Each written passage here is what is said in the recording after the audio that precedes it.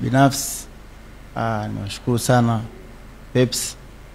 Tunafanya kazi sasa hivi kuanzia ukisabia kutoka mwaka 2018 mpaka sasa hivi takriban miaka 7. Natoka kwenye kuanza kwetu kufanya kazi, tumekuwa tukifanya kazi kwa mafanikio na mafanikio. Cha kwanza, hii inaonesha nafanya kazi na kampuni iliyokuwa sahihi, kampuni ambayo haiko tu kwa sababu ya kutaka kuchukua hela za wateja, lakini pia inajali utu, najua namna ya kuishi na watu. Ndio maana mpaka sasa hivi tuna miaka fika 7 tunafanya kazi pamoja. Lakini ukiacha hivyo, pia nashukuru Pepsi kwa kuendelea kuamini katika sanaa. Unajua zamani ilikuwa ngumu makampuni makubwa kama haya kuamini wanamuziki, lakini kwa kampuni tena taasisi kama hii ya Pepsi kuamua kumtumia mwanamuziki kuwa balozi wao ni kitu cha heshima kwa tasnia, lakini kitu cha heshima kwenye nchi, kwa sababu inaonyesha kwamba wanamuziki wa kwenye nchi yetu wanathamani, wanapendwa, wanakubalika, wanathaminika. Lakini pia ni heshima kwa taifa kuonekana kwamba nchi hii haina wanamuziki wa hovyo tu.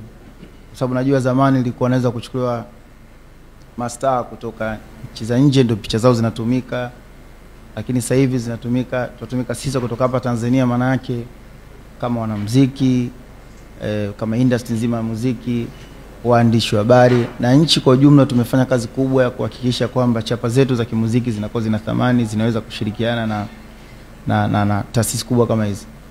Lakini pia kuipongeza serikali, kwa sababu serikali wameweka mienendo mirahisi au miundombinu mizuri inawezesha hivi vitu vyote kukamilika. Kwa sababu wasingeweka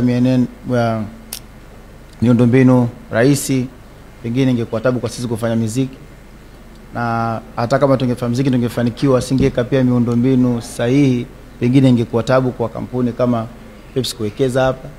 Hata kama pia asingeweka miundombinu sahihi, pengine watu kama Pepsi wasingetaka kushirikiana na sisi. Kwa hiyo vinakuwa vinategemeana, tasnia ya muziki, Pepsi kama Pepsi wenyewe moyo wako kufanya kazi vizuri Tanzania, kushirikiana na wasanii wa Tanzania, lakini serikali kutengeneza partnership kutokana na namna wanavyoendesha nchi.